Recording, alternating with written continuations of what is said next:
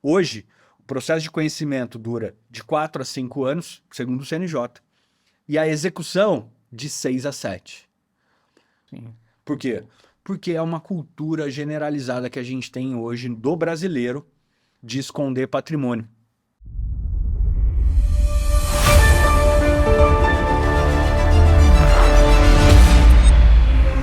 Saudações, mentes jurídicas! Está no ar mais um episódio do Conclusos, um podcast sobre ética, estratégia e técnica no direito.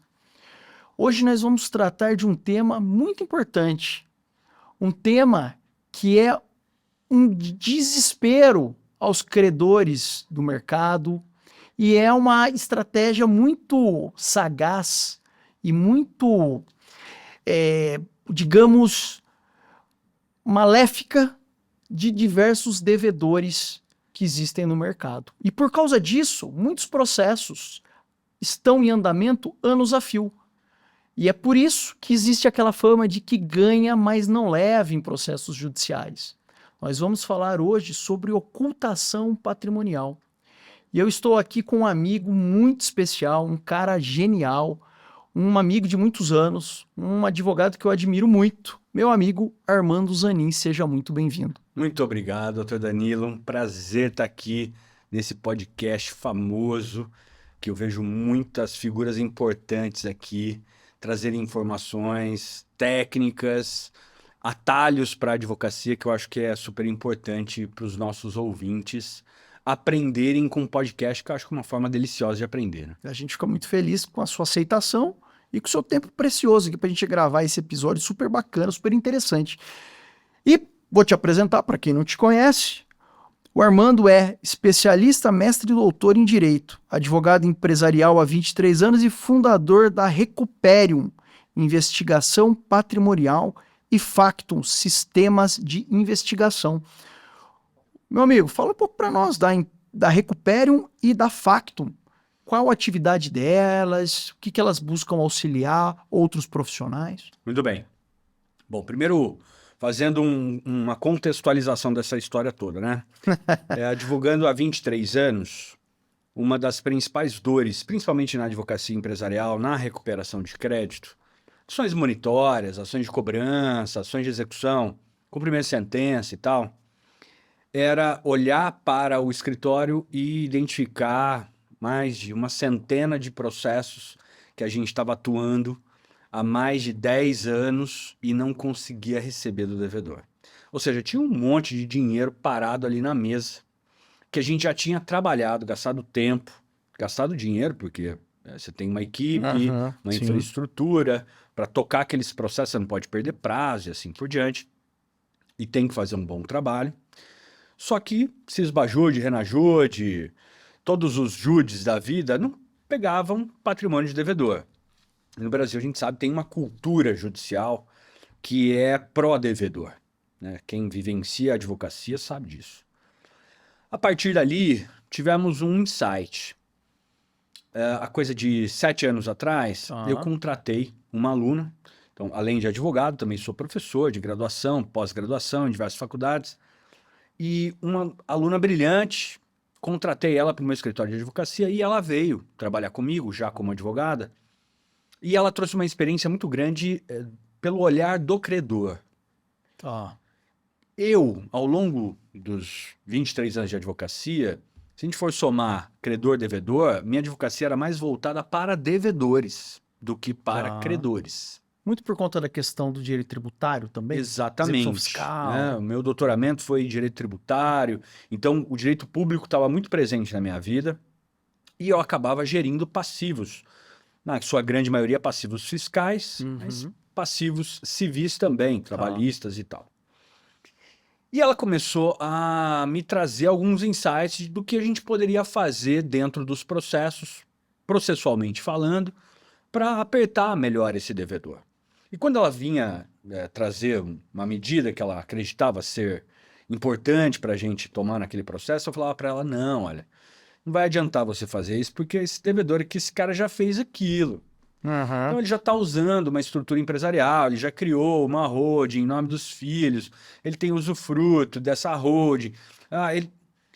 E ali naquela conversa veio um estalo. Falei, bom, se a gente começar a somar esse meu conhecimento sobre estratégias de gestão de passivo, vamos dar um nome bonito para isso, né? Tá. Estratégias de gestão de passivo, mais comumente chamado de blindagem patrimonial, com as estratégias pelo olhar do credor, né? Pelo olhar processual. Se a gente juntar isso aqui, será que vai dar? Juntamos e começamos a aplicar nesses processos, mais de uma centena de processos parados no escritório que não conseguiam pegar bens. Danilo, de repente, começou a tocar o telefone. O devedor, ó, vamos fazer um acordo? Fazer um acordo? Fazer um acordo? Você falou, opa, Falei, opa, tem tô um negócio apertando alguém aí. aqui. Tem um negócio aí. Porque é uma coisa que a gente não vê no mercado, não costuma acontecer. E quando começou a acontecer com processos de mais de 10 anos, onde o devedor estava super acomodado, para ele estava tranquilo.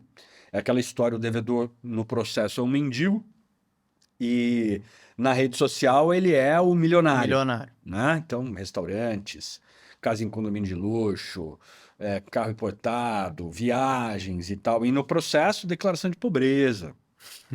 Ele é um pobre coitado e tal. Quando a gente começou a ver que a gente conseguiu tirar esses devedores dessa zona de conforto, eu falei, tem um negócio aí. Converso com colegas, e aí, tal como eu imaginava, de 10 colegas, 10 tinham processos de execução que não conseguiam receber. Falei, pô, não tem jeito, vamos criar uma empresa para fazer essa investigação patrimonial dos devedores. Aí nasceu a Recupério. A Recupério, então, nasceu com a missão de prestar serviço para outros advogados, escritórios de advocacia. Então, hoje a gente atende escritórios de advocacia que nos passam demandas em grupo. Ó, tem 50 processos aqui para você investigar, fazer a análise de caso. Depois a gente pode detalhar um pouco mais isso, mas análise de caso é uma investigação preliminar, onde a gente consegue, cruzando os sistemas, e aí vai entrar a Factum, depois a gente fala um pouco mais sobre isso, cruzando as informações, usando inteligência artificial, a gente consegue cruzar dados objetivos e emitir um relatório instantâneo dizendo para o cliente, ó, tem indícios de confusão patrimonial, tem indícios de desvio de finalidade, tem indícios de sucessão empresarial, enfim, fraudes, tipos de fraudes que o devedor mais comete. E a partir dali fica muito mais fácil para o nosso cliente, o advogado ou o credor, decidir por uma investigação patrimonial. Que aí é uma investigação mais aprofundada, onde a gente vai fazer pesquisas de ativos. Então vai lá ver veículo, imóveis, escrituras, procurações, marcas, patentes, registros de sites, domínios de internet. Tudo isso para montar o cenário e entender em nome de quem que ele está trabalhando, está movimentando patrimônio em nome de terceiros, que quando eu comecei a advogar, lá em 2003, 10% dos devedores que me procuravam para uma assessoria jurídica queriam esconder patrimônio.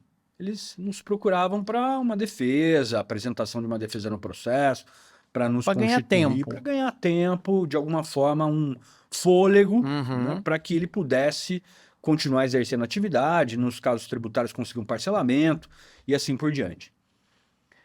Hoje, Danilo, 90% dos caras que chegam no escritório... A pirâmide inverteu. Inverteu. Eles falam, olha, eu já cheguei, ó, mas eu já estou trabalhando com o nome do meu filho, já tem um CNPJ lá em nome dele, já não estou mais faturando por esse CNPJ aqui, eu preciso dar um jeito nisso. Então, o que que acontece? Não era só a minha percepção. Quando a gente vai olhar para o CNJ, Justiça em Números, relatório do CNJ, trimestral, ele mostra que hoje no Brasil, de 80 milhões de processos que nós temos no Brasil todo hoje, em todas as justiças, estadual, federal, e as federal especializadas e assim por diante, 40 milhões são processos de execução. O gargalo inverteu. Antes a gente tinha, em média, 6, 7 anos de duração de um processo de conhecimento e 2 anos de duração de um processo de execução. Hoje, o processo de conhecimento dura de 4 a 5 anos, segundo o CNJ, e a execução de 6 a 7. Como um processo, se eu for olhar para o Código de Processo Civil, Sim. como que um processo Execução é foi para ser célere, né? idealizado para terminar em um mês, em time para pagamento ou indicação de bens à penhora? Acabou. Como que ele pode durar 7 anos? Sim. Por quê?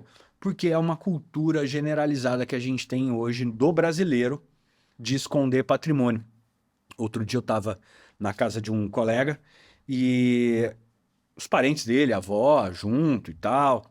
Aí nisso chegou uma tia, falou assim: olha, o oficial de justiça teve aí atrás do fulano.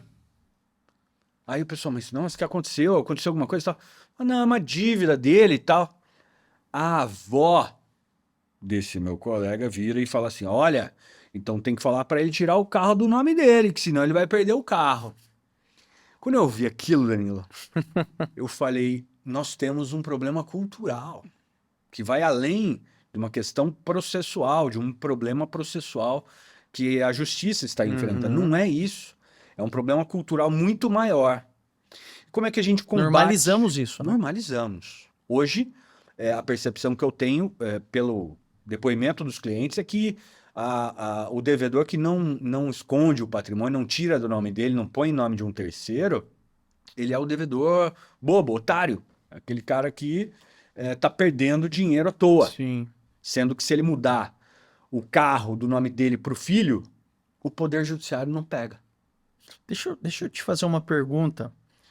Você acha que existe um, um momento em que, de forma geral, um momento em que o devedor fala: opa, tá na hora de eu tirar esse patrimônio do meu nome? Mas antes de você responder, eu vou te passar agora um recado extremamente importante. Mente Jurídica, você está gostando do nosso episódio? Aperta lá o botãozinho da notificação para você ficar par das nossas novidades. Vai lá no histórico, veja se tem algum episódio com algum convidado muito especial, com algum tema que te interessa. Curta, compartilhe com algum colega, comente nos dando sugestões sobre temas que a gente possa vir tratar aqui no Conclusos. Vamos caminhar juntos com ética, estratégia e técnica no direito. Agora, vamos voltar lá para o nosso episódio. Voltando agora para a nossa pergunta, existe algum momento, Armando, que, via de regra, o devedor toma uma sacudida e fala: agora está na hora de eu tirar isso aqui do meu nome? Danilo, temos diversos cenários aí. Tem o cenário do devedor preventivo, aquele devedor que já é um pouco mais esperto e informado. O que nasce malandro. É, aquele que, eventualmente, ele já sabe que os problemas vão acontecer, que é o que eu chamo de devedor profissional. É o beira o estelionatário. Esse cara é o profissional. Por quê? Porque ele já sabe, olha, hoje eu não tenho uma bomba explodindo, eu não tenho uma ação de execução, não tenho uma ação de conhecimento, não tenho nada. Mas eu sei que daqui a 3 meses vão explodir diversas bombas. E se essas bombas explodirem, os processos vão chegar.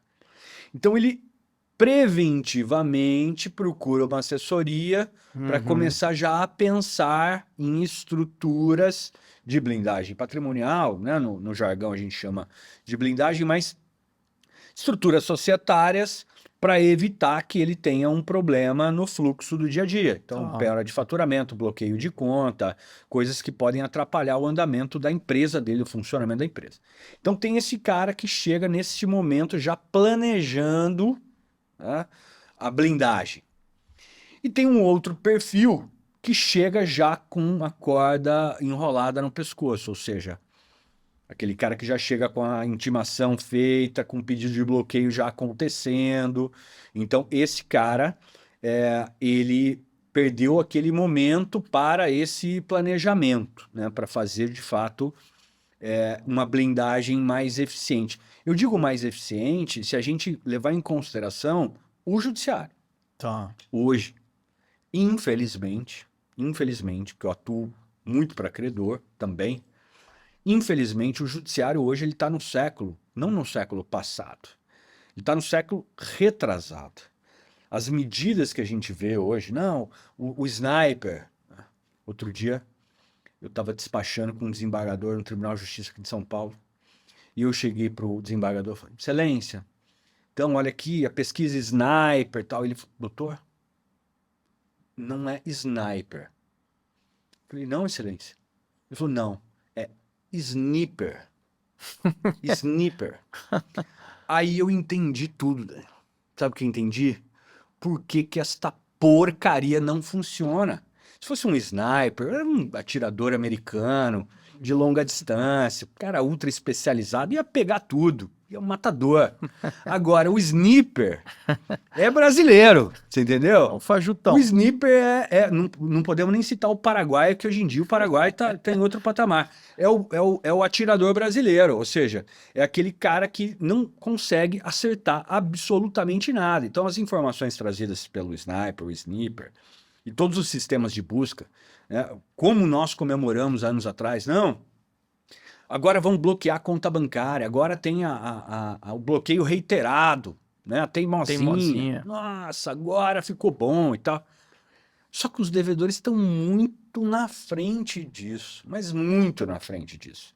Então, o judiciário, se você é advogado, colega advogado, e depende exclusivamente hoje do Poder Judiciário para encontrar patrimônio, e não advoga contra multinacionais, bancos, União, Estados, DF, municípios, Que é quem não esconde e quem tem para pagar, né? tem devedores solventes. Cara, eu não trabalho no civil, você sabe, mas pelo que eu ouço, em algumas situações, eu acho que o judiciário hoje, se você for pedir para o judiciário expedição de ofício para telefonia e tal, eles não estão nem autorizando, né? O juiz tá delegando para você, ridículo. não, você que tem que localizar. É. Eu imagino que seja com relação a bens. É. Porque antigamente, na época que eu era estagiário, e eu estagiei no civil, não estagiei no criminal, eu lembro que era normal você fazer pedido para operadora de telefonia, né? Enfim, para outros órgãos ou até autarquias, e o judiciário expedia esses ofícios para você ter a possibilidade de saber se a pessoa mudou de endereço. Hoje não, eles não estão fazendo isso, né? Porque na verdade eles estão economizando o trabalho. Olha que interessante. Eu, professor há muitos anos, e em sala de professores, dava aula com juízes de direito, juízes trabalhistas. E um dia, ouvindo um juiz comentar na sala dos professores, falando, olha, eu não sou office boy de advogado, não. Não sou office boy do Detran, para ficar pesquisando bens pedindo ofício para Detran. O advogado do credor é que vai lá e verifique se tem veículo em nome do devedor. Então, a gente vive um choque mental, de cultura mesmo, entre os profissionais do direito, que é o seguinte, o advogado acredita que é papel do juiz Sim, verdade. buscar bens do devedor. O juiz acredita que é dever do advogado buscar bens do devedor. E ninguém combina. Ninguém define uma regra falando, olha, não, é assim a partir de agora, não. O Código de Processo vai falar, olha, você vai pedir isso, vai pedir aquilo outro, e o juiz vai analisar e vai definir ou não. E o juiz entende, não, olha, eu tenho 10 mil processos aqui para tocar, eu não posso ficar pedindo ofício, aqui você vai lá, hoje você contrata por R$ 10, você faz uma consulta se o devedor tem veículo no nome dele ou não. Sim. E agora? O mais importante, além disso, como eu estou falando para você, hoje não vai adiantar você consultar o nome do devedor. O devedor já está sem patrimônio, ele já está insolvente há muito tempo. Então, ou você tem uma visão sobre aquele devedor, e essa visão vai levar em consideração os relacionamentos econômicos dele, os sócios, os ex-sócios, quais atividades que esses caras realizam. Será que ele saiu do quadro societário, entra e sai do quadro societário dos CNPJs em que esse devedor está envolvido? Eu tenho que ter um olhar para os relacionamentos familiares. 90% das fraudes patrimoniais envolvem familiares. É o filho, é o pai, é o irmão, Sim. é a esposa, com um divórcio simulado, uma separação total de bens, ou um divórcio onde ela fica com 100% dos bens e ele só com o passivo, geralmente do CNPJ. Aí faz uma pesquisa para saber se o endereço ainda está no mesmo local, embora eles estejam O foco publicamente separados, o né? foco De se acordo com as amplia. certidões Exato. de cartório. O foco se amplia. No caso do divórcio simulado, é exatamente isso que você falou. Geralmente, aqui fica já uma dica importante para o advogado, geralmente no cartório de registro civil, você vai buscar uma certidão, consta lá, separado. Aí o advogado fala, eu ia pedir penhora da meação, que eu sei que ela tem bens em nome dela, mas eles são separados, não dá mais. Nesse caso, se você consegue, aí sim, através da expedição de ofício, trazer conta de água, conta de luz e bancos, os endereços dados, né, cadastrados no banco de marido e mulher, você vai ver que ambos continuam residindo faticamente no mesmo endereço, viajando juntos. E aí a rede social está aí para muitas vezes produzir essa prova. Já produzi provas baseadas em rede social. E o devedor veio e falou: não, nós separamos, ficamos um tempo separados, mas depois voltamos e tal. Só que o Sempre a mesma patrimônio, história. o positivo estava em nome dela e o negativo em nome dele. Então, passivo em nome dele, ativo em nome dela e os credores todos em cima dele. Ou seja, não vão receber nunca. Então, a gente tem que ampliar esse olhar para identificar essas estruturas, empresas, espelho, que a gente chama, ou seja, o cara constitui um outro CNPJ com o mesmo objeto social, com parentes ou relacionamentos econômicos no QSA, às vezes, Danilo, no mesmo endereço do CNPJ devedor. Aí ele pega aquele CNPJ devedor, manda para Bahia, entendeu?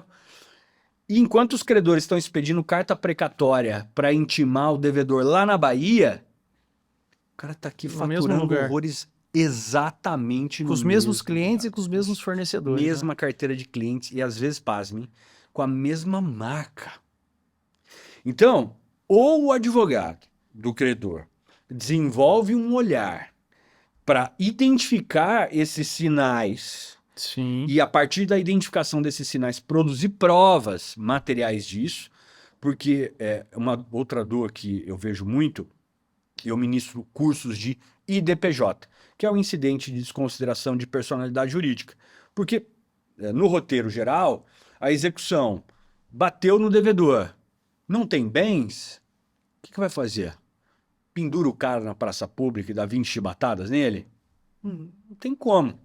Na opinião de muitos, Uhum. infelizmente, não tem como. Mas não tem, a legislação não permite. E aí o que acontece? Arquiva e fica lá sentado esperando a prescrição intercorrente chegar O e juiz dá um extinguir. despacho lá. Fale em 5 dias sob pena de arquivamento. Arquivamento provisório, arquivamento definitivo.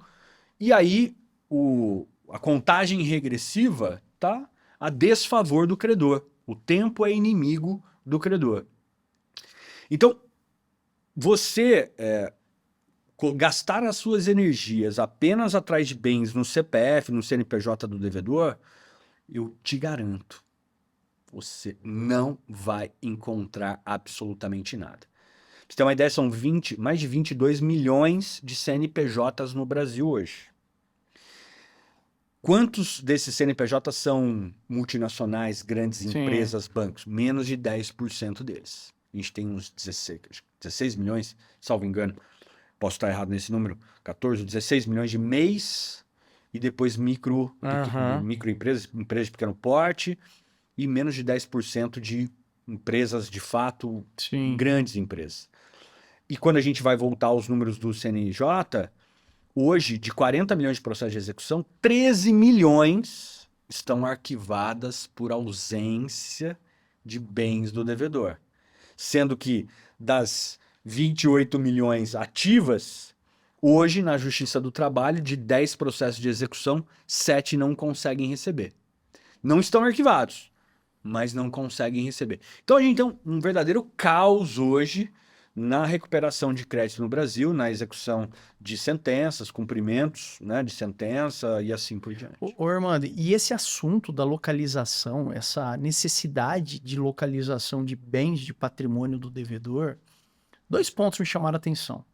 Primeiro, principalmente para quem trabalha na área trabalhista e civil, que entra com ações de responsabilidade civil, enfim, de cobrança, tal, e que pauta os seus honorários num percentual de recebimento do êxito ou ainda conta com o valor de sucumbência ao final, se ele não souber localizar patrimônio do devedor, ele está pagando para trabalhar. Quebra.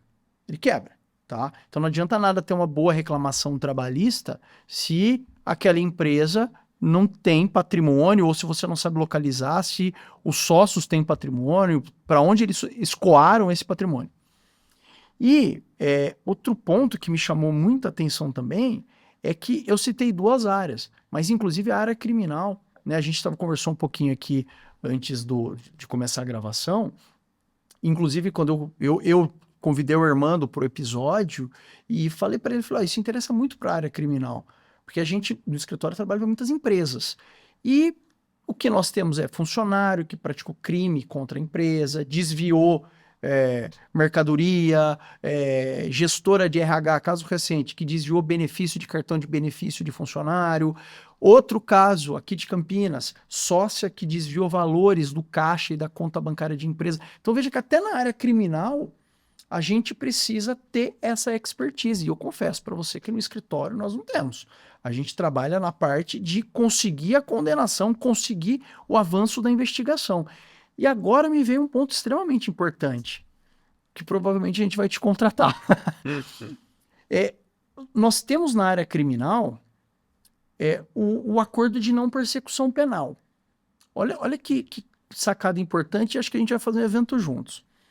E o que acontece? O acordo de não persecução penal está sendo a boia salva-vida de muitos averiguados e acusados em investigações que praticaram crimes que não são considerados graves, não são com violência nem grave ameaça, pena mínima até 4 anos, que não estejam respondendo outros processos, que não tenha feito um acordo de não persecução penal nos últimos 5 anos. Envolve muita gente, né? Por exemplo, esses casos que eu disse para você, que são casos que nós temos contra ex-sócios ou contra ex-empregados de empresas, são acordos de não persecução penal. A lei exige a reparação do dano, só que ela coloca uma vírgula, salvo impossibilidade de fazê-lo. Então, se adivinha o que está acontecendo? Se a gente não chega junto com o Ministério Público, porque é uma proposta que parte do Ministério Público, em dizer, olha, ele tem patrimônio, está oculto, o Ministério Público faz acordo independente da reparação de danos. Aí a vítima fica com aquela situação, com aquela cara de frustração, dizer, peraí, a gente entrou com pedido de instauração de inquérito, a pessoa não respondeu, o processo continua sendo primário e não precisou reparar o dano. Então, se a gente conseguir... E ostenta uma vida boa. E ostenta, frequenta os mesmos restaurantes, mas aqui em Campinas que a gente se encontra, né? E muitas vezes numa condição melhor do que o próprio credor, né? Me parece extremamente importante esse trabalho de localização de ativos, até para inviabilizar um acordo de não persecução penal se não tiver reparação de danos. Perfeito. Enfim, acabei me estendendo demais na colocação, porque foi um insight que não estava na programação. Não, mas na é pauta. Isso. Você tá até no na área criminal, assim, exato. É extremamente importante para todas as áreas do direito, né? No ponto exato, por quê? Também é outra questão cultural. E aí, cultural nossa, cultura jurídica.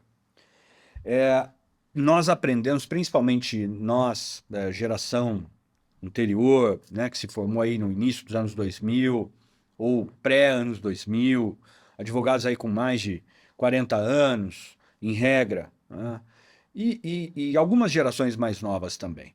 Há uma criação de uma cultura de que, assim, você tem que ser brilhante tecnicamente. Então, você se esforça ao máximo para ganhar na primeira instância, manter essa sentença a todo custo na segunda instância. Se for o caso, para ir para um tribunal superior, você vai para Brasília, sustenta oralmente, briga, bate o pé e tal. Depois de anos de disputa, você consegue um trânsito em julgado. Você fala, comemora no escritório, faz happy hour. Fantástico, olha, brilhante, essa decisão fantástica. E, de fato, essa acho que é uma obrigação nossa. Sim.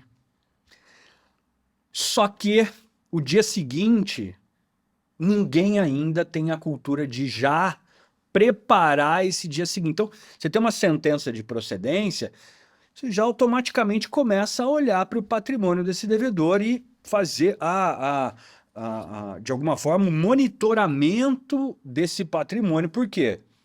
Porque você sabe, ele vai apelar. E o devedor esperto, quando ele apela, ele já começa. Porque a execução, ele já sabe que as chances são mínimas de reversão, e ele sabe que a execução é algo que vai chegar mais cedo ou mais tarde. Então ele já começa a montar o esquema de blindagem patrimonial dele. Então ele sai da empresa, e hoje o Código Civil vai falar que o sócio retirante responde pelo CNPJ em 2 anos da sua retirada. Então, se você aguarda o trânsito em julgado, onde ele vai recorrer para todas as instâncias e aquilo vai acontecer dali 3, 4 anos, ele já saiu, ele já colocou o laranja lá. Na hora que você chegar no IDPJ, porque você vai ver que o CNPJ está insolvente, Você vai precisar despersonalizar aquela personalidade, descaracterizar a personalidade jurídica. O que vai acontecer? Você vai ter um trabalhão para juntar a prova de confusão patrimonial e desvio de finalidade, vai desconsiderar a personalidade jurídica para colocar o laranja no polo passivo, insolvente também. Você acha que o momento ideal para os advogados que querem contratar a sua empresa, o seu trabalho, o seu escritório, ele tem uma boa ação para ajuizar, ele ainda não ajuizou, mas ele já sabe que, pelo tamanho da demanda, é bem provável que haja ocultação de patrimônio. É inteligente? É o momento ideal? Olha, antes de eu ajuizar a ação talvez de conhecimento, uma ação de cobrança, né? Ou uma monitória, ou até a execução, dependendo. Ele te procurar para preparar já um dossiê para evitar. Faz sentido isso? Faz Ou muito muito sentido. prematuro o momento? Faz muito sentido e entra na sua pergunta anterior. Acho que as duas estão relacionadas. Hoje, muitos advogados, mas muitos advogados trabalham com honorários contratuais ad êxito. Um percentual mínimo de honorários iniciais e os honorários de fato O viriam... lucro vem depois. É só o custo no começo. E eu costumo dizer que é isso, né? O advogado, ele enriquece com sucumbência e honorários ad êxito. Os honorários iniciais, hoje a gente tem um padrão no mercado que é difícil você cobrar o quanto de fato os seus serviços valeriam. Então você acaba reduzindo esses honorários iniciais. E os honorários iniciais não vão para você comprar sua casa, seu carro, fazer uma viagem bacana com a família, não.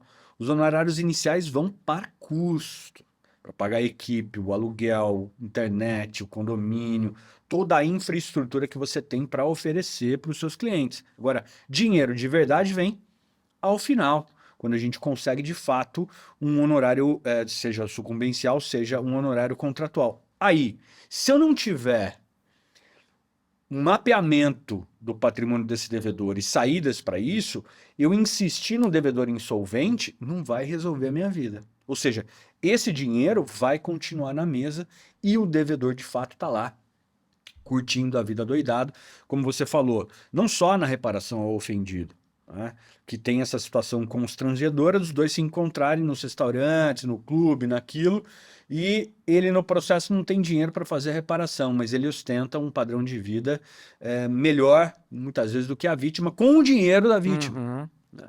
E isso acontece. Sonegação de bens em inventário, isso acontece com reclamações trabalhistas, isso acontece... Nossa, divórcio sonegação de bens em divórcio, né? A esposa que muitas vezes não trabalha, não participa da gestão do patrimônio, ela está ali gastando no cartão de crédito. Mas quando ela chegar a hora da separação, ela vai ver, não, mas ele não tem nada em nome dele. Sabe que a gente gravou um episódio com a Beatriz Cury, minha amiga, foi minha sócia, ela advoga na área de família. E ela falou sobre isso, sobre que uma das orientações dela, antes da mulher oficializar o divórcio, não quero mais, ou realmente sair de casa, é já começar, ali lógico que não com esse profissionalismo, né, mas já começar a identificar onde o sujeito tem dinheiro, ver se acha algum documento ali, porque senão na hora que ela sair de casa ela já não tem acesso a isso, ela não vai conseguir localizar o patrimônio que tá oculto. É aí que entra a Recupero e a Factum. Por quê? Mais uma área do direito que o seu trabalho, tudo que envolve patrimônio essa área é fundamental. Entra. Por quê? Porque a gente consegue, em dias, entregar um relatório para ela dizendo, olha, ele já teve passagem por esse CNPJ, ele saiu tal dia, ou ele continua nesse CNPJ, olha, veículos, ele possui tais e tais veículos, ou já possuiu tais e tais veículos, porque nesse setor, não adianta eu saber o que tem hoje no nome dele, eu preciso saber o que teve ontem. E o que a gente faz, ao contrário do Poder Judiciário, que faz uma foto. Olha, em nome do Manuel, hoje, no dia X, às tais horas, nós temos isso de patrimônio. Isso para mim não resolve. O que eu preciso fazer, e é o que a Recupero faz, e a Factum também, um filme da vida patrimonial dele. Então, nos últimos 10 anos, qual foi a movimentação patrimonial dele? Porque aí eu começo a enxergar, não, tinha um terreno que foi para quem? Ah, tá no nome do irmão. Ah, tinha um veículo que foi transferido, Uhum. integralizado no CNPJ tal, que está no nome do ex-sócio. Então, eu começo a enxergar a movimentação patrimonial dele e consigo produzir provas de que ele está, por exemplo, sonegando o patrimônio. Ô, A Armando, violência patrimonial é uma dor gigantesca hoje dos familiaristas, dos advogados que trabalham com direito de família. e me fala uma coisa, é comum nesses casos em que o devedor ele faz uma doação simulada ou uma venda simulada, normalmente eles recolhem dívidas tributárias? Recolhe lá ITBI, TCMD, faz o recolhimento? Porque o que que eu tô te dizendo? Acho que se você chega com um relatório desse em mãos, eu acho que uma forma de chegar até para o devedor e dizer, olha, eu já descobri. E se você não fizer um acordo comigo, o que eu vou querer escancarar aqui é se não teve aqui um crime contra a ordem tributária, porque você, além disso, praticou talvez uma falsidade ideológica, onde você assinou uma escritura dizendo que você vendeu e você não vendeu. Isso aqui é uma simulação, uma falsidade ideológica. É muito comum, né? É difícil fazer muito certinho, né? Recolher Não, TCMD, sempre assim ITBI. e mais, né, Danilo? Como a gente falou no início, os laranjas estão no meio dessa história. O direito penal ele pode ser um aliado do credor na cobrança dessas dívidas. Não só o não recolhimento de TCMD no caso de doações, ou o próprio TBI no caso da simulação de uma compra e venda, ou IOF nos casos de mútuo, que muitas vezes também são simulados. Na estratégia de negociação com o devedor, a gente utiliza muito este tipo de argumento. Por quê? Em regra, quando eu pego o devedor profissional, ele não tem um processo contra ele. Ele tem 100 processos. Ele tem 300 processos contra ele. Então ele tem um passivo trabalhista, tributário, civil em geral, para todos os gostos. Ações de todas as naturezas. Quando de 100 credores, só eu, credor, consigo provas das fraudes, o que você acha que é melhor para ele?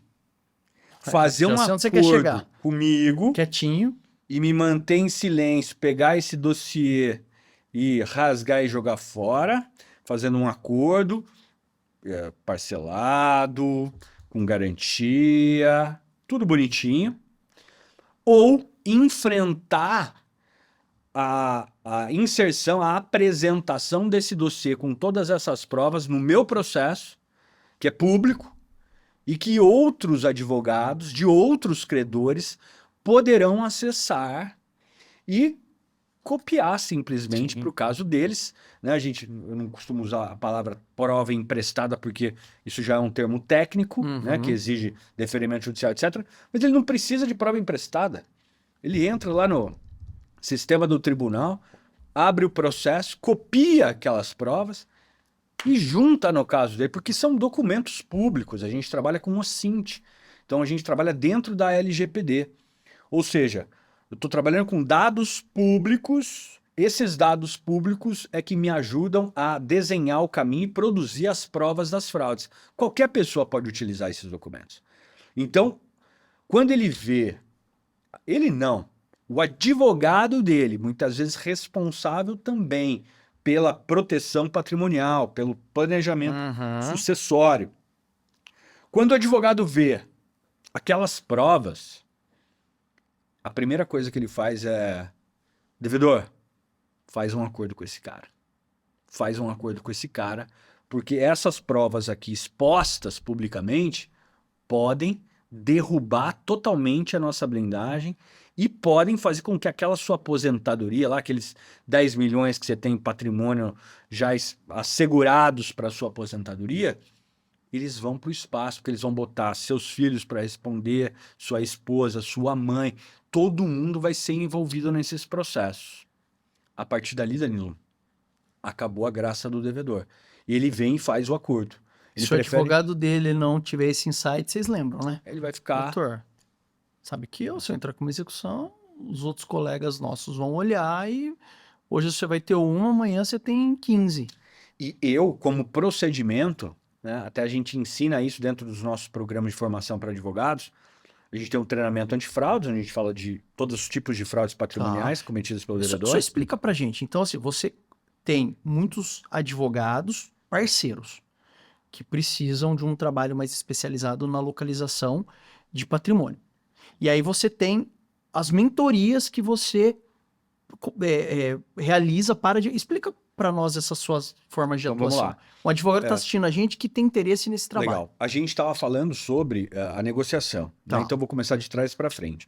A gente tem dentro desses cursos de formação, na parte de investigação patrimonial, a gente tem o TNP, que é o treinamento de negociação persuasiva. A gente vai ensinar para o advogado exatamente como fazer essa negociação com o devedor. Tá. Então ele vai montar uma notificação extrajudicial, ele vai coletar as provas, ele pegar o dossiê que foi produzido na investigação, vai anexar, ele vai encaminhar aquilo não só para o advogado, mas também para o devedor e também para os laranjas que estão envolvidos.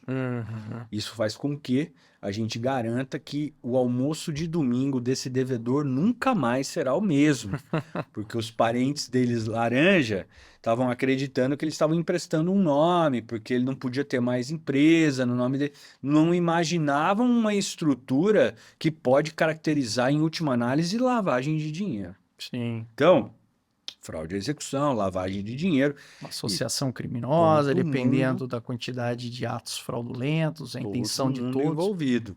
E aí a coisa muda, porque aí ele vai ser cobrado, e essa talvez seja a cobrança mais eficiente, não pelo credor, não por mim, advogado do credor, não por mim, assessor da investigação do devedor. Ele vai ser cobrado pelo irmão dele, pela mãe, pelos filhos, que estão com o nome em jogo em razão de uma manobra realizada pelo devedor para esconder patrimônio. Então, essa parte de técnicas de negociação é muito importante, a gente tem dentro dessa nossa formação. Tá. Aí eu ensino para ele os tipos de fraudes, ou seja, empresa espelho, o laranja, criação de estruturas societárias, sociedade anônima, hoje é a moda entre os devedores profissionais, porque de fato ela deixa um pouco mais difuso a titularidade do CNPJ, né, de quem é detentor daquelas ações Legal, não da sabia disso. SA, as holdings patrimoniais, aí a gente tem a offshore, estruturas internacionais criadas também para blindagem patrimonial, sucessão empresarial, a confusão patrimonial, desvio de finalidade, enfim, a gente fala sobre um sem número de fraudes patrimoniais. Por quê? Porque o advogado precisa conhecer esses tipos de fraude. Sim. A partir dali, ele vai calibrando o olhar dele, vai vendo o comportamento do devedor, onde ele se enquadra. Hoje, a Factum, que é o sistema que a gente construiu, baseado na inteligência artificial, com um agente criado por nós, ele faz isso sozinho. Então, você alimenta o sistema de informação e o relatório já traz esses dados, esses cruzamentos. Caramba, que então, legal. é muito legal. Depois eu faço uma apresentação para você de como Muito isso bom. funciona na prática. Com o CPF, CNPJ, o resto, ele mesmo puxa. Além disso, eu tenho a formação da investigação, ou seja, a formação de investigação patrimonial, que é onde a gente ensina a nossa metodologia de investigação. Quais são os dados que você tem que trazer, cruzar para chegar no resultado que você gostaria, ou seja, o mapeamento patrimonial. Então, esses seriam os cursos onde a gente trabalha a formação desse advogado. Tá.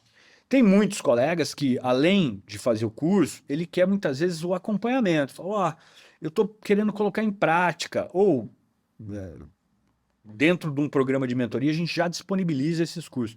Eu quero investigar junto com você. Então é o do with you. Ou seja, a gente faz junto. Eu não vou fazer por ele aquela investigação. Eu vou fazer com ele. E não só de um processo. Vou fazer de quantos processos ele tiver. Normalmente são casos grandes, assim, que...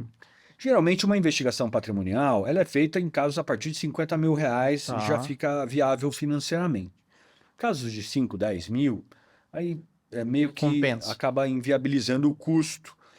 Mas também não podemos, de forma alguma, criar um mito do custo da investigação patrimonial. Por quê?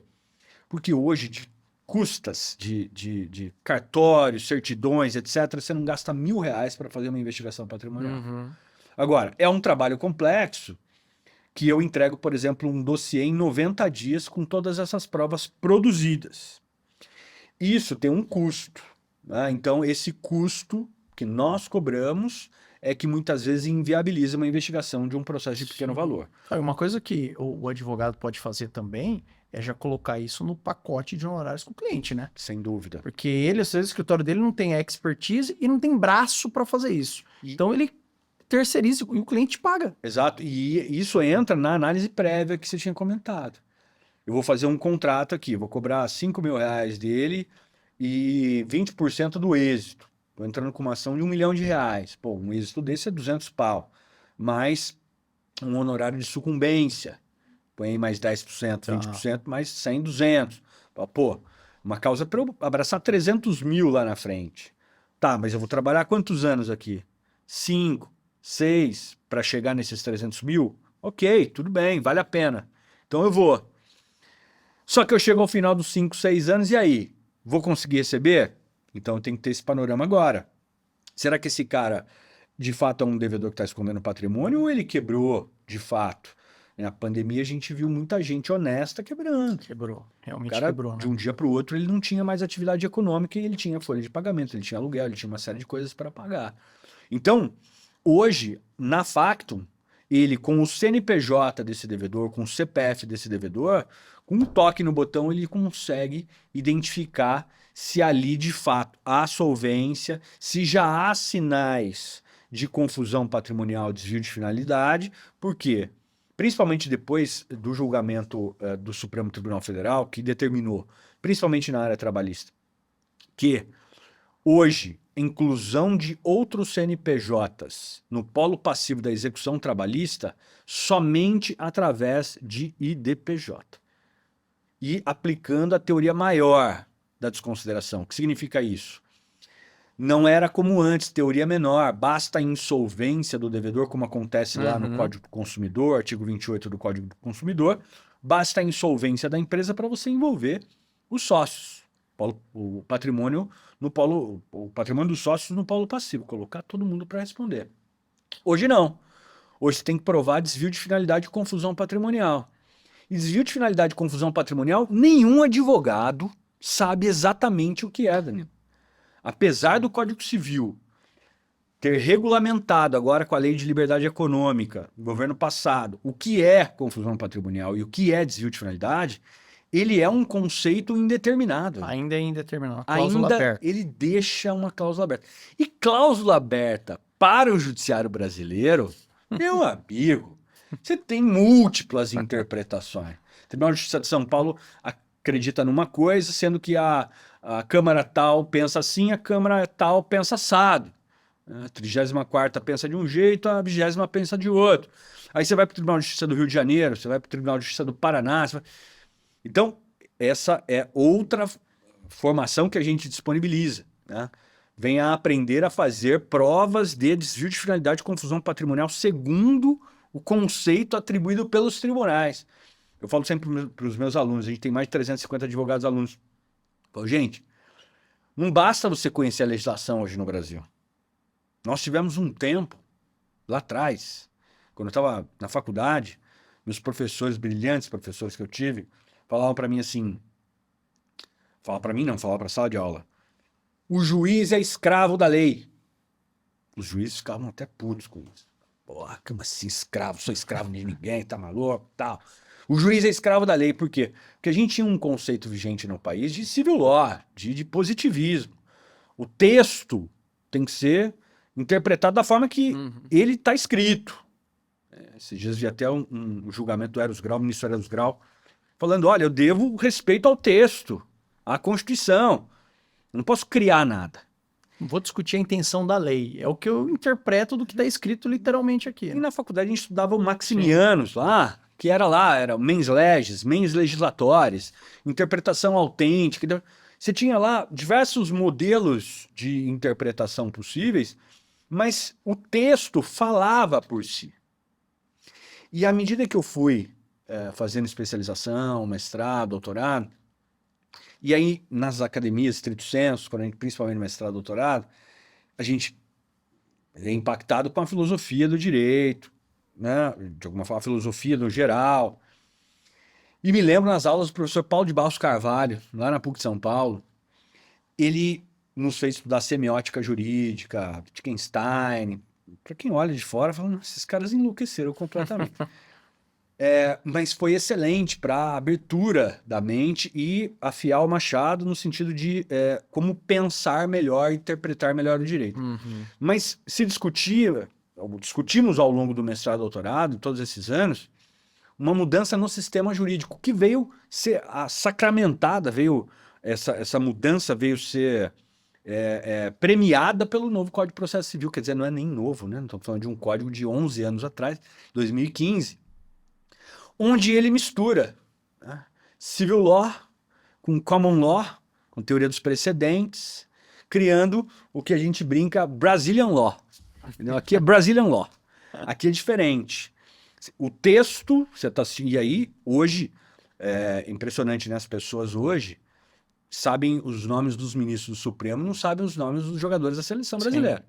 Isso, a meu ver, baita avanço, muito legal, porque está todo mundo acompanhando. De outro lado, os ministros não acompanharam isso. Por quê? Eles compreenderam que Brazilian Law, então, o texto não tem mais significado. O texto são só aquelas marcas de tinta sobre o papel. Quem é que vai dizer o que aquilo significa, o que aquelas marcas significam? Eu, intérprete. Eu, ministro. Isso é muito perigoso, né? Aí, meu amigo, descambou completamente. Então, a gente vive no Brasil uma situação como a gente estava falando de DPJ, eu não posso me concentrar apenas no estudo do artigo 50 do Código Civil que prevê as diretrizes para a desconsideração da personalidade jurídica. Não, eu tenho que estudar o que os 27 tribunais de justiça no Brasil entendem como desvio de finalidade de confusão patrimonial. Então isso a gente oferece dentro desses programas de formação e eu acho muito importante e a única forma da gente aprender hoje, de fato, como fazer é estudando jurisprudência, trazendo a jurisprudência para dentro da academia, para dentro do estudo, porque sem ela a lei hoje já não significa mais muita coisa, já não vale mais muita coisa. O direito penal é um pouquinho diferente, né? A gente tem uma observância talvez um pouco mais rigorosa do texto legal, até por um receio de abuso de autoridade e tal, mas no cível esquece, trabalhista também. Então, lei hoje é uma referência para o julgador.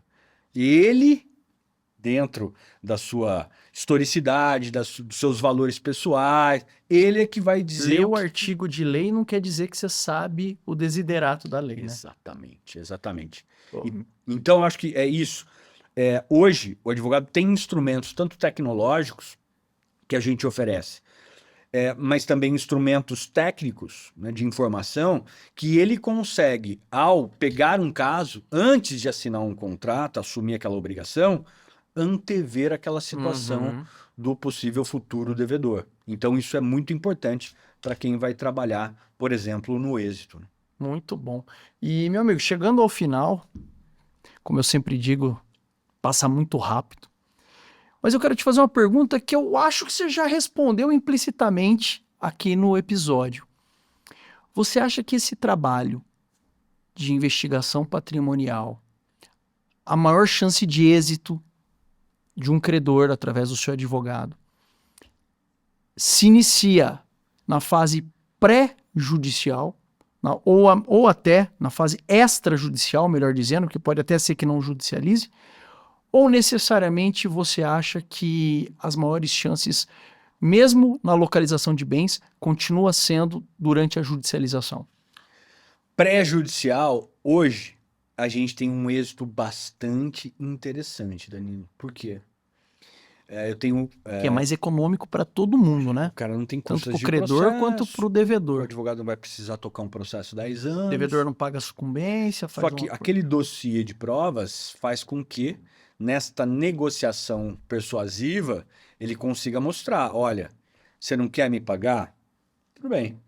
Vou mandar uma cópia desse dossiê aqui para a Procuradoria da Fazenda Nacional, vou mandar uma cópia desse dossiê aqui para os meus colegas advogados trabalhistas aqui que têm crédito a receber. Ministério Público, Eu né? não recebo, mas você não vai ficar mais com o seu patrimônio blindado.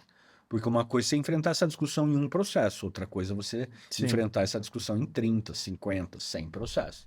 Então, se a gente for pensar em momentos, hoje a gente consegue atuar tanto na fase pré-processual, que eu julgo mais inteligente, por conta da economia que eu gero para o próprio credor, mas também na fase pós-judicialização, ou seja, execução estressada, como dizem no Uhum. mercado, ou seja, aquela execução de um devedor insolvente, naquela execução que o judiciário não consegue resolver. Então, a gente ali também atua com informações. O que todo mundo tem que ter em mente é o seguinte, e a gente tem criado recentemente muitas unidades de investigação dentro do escritório de advocacia. Tá. Então, é um estagiário. Às vezes o colega advogado tem lá 2 advogados, 3 advogados que trabalham com ele. Ele não tem uma estrutura, ele não quer montar um time de investigação. Mas se ele coloca um estagiário que vai entrar e vai trabalhar 6 horas por dia, e ele só vai ficar produzindo informações e fazendo as pesquisas, seguindo a metodologia, não são Sim, informações esparsas, né?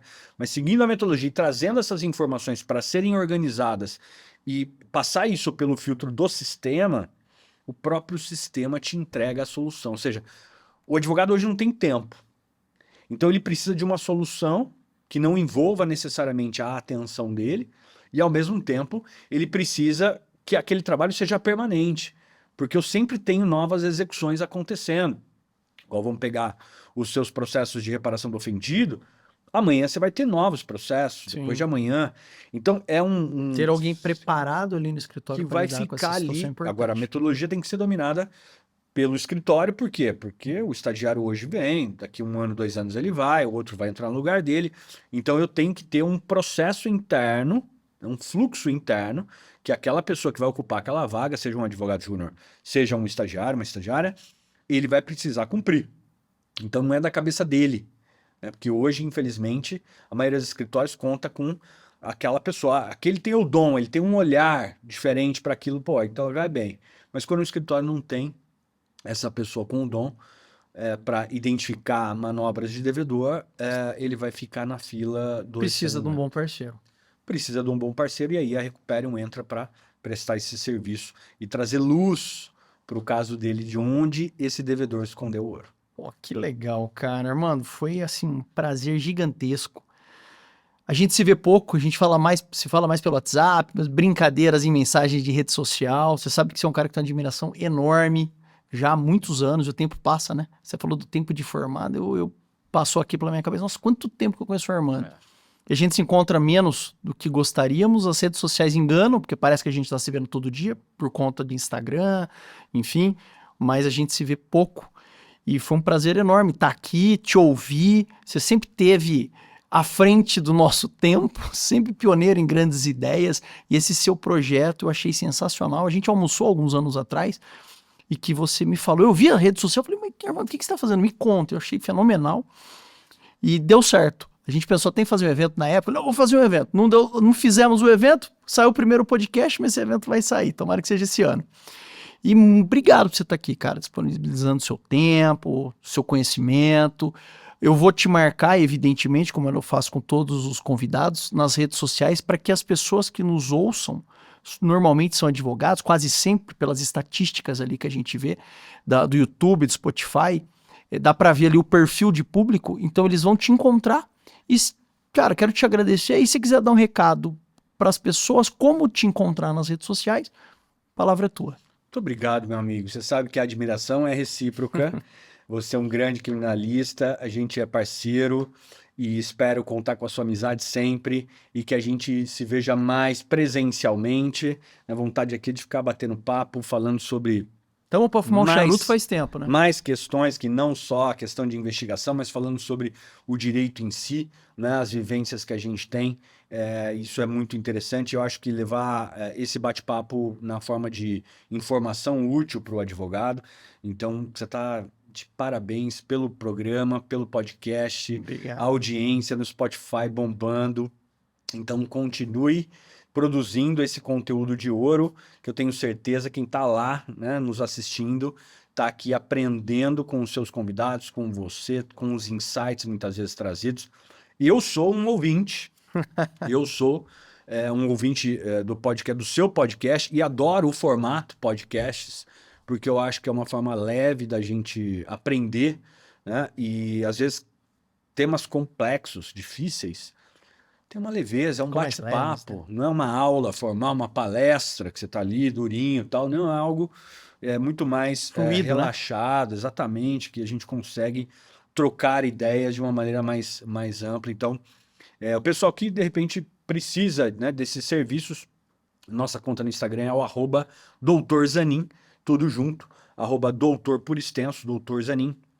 Entra lá, manda um direct, que a gente troca uma ideia. Tem nosso canal no YouTube também, Dr. Zanin, onde lá a gente disponibiliza algumas aulas, alguns trechos, temas também que a gente discute, e todos serão muito bem-vindos. Excelente. E aqui se foi mais um episódio do Conclusos. Se você gostou desse episódio, se você se interessou, se você conhece algum credor que precisa de recuperar valores que estão por aí ocultos, compartilhe com esse devedor, compartilhe com esse credor, compartilhe com advogados, colegas de vocês que estão precisando recuperar valores, que estão com aquelas ações paradas. Curta o nosso episódio e vá lá no nosso histórico, veja se tem mais algum tema que te interessa. Com certeza tem alguma coisinha lá que tem algum insight que vai te ajudar. Ficamos por aqui. Conclusos, um podcast sobre ética, estratégia e técnica no direito. Até o próximo episódio.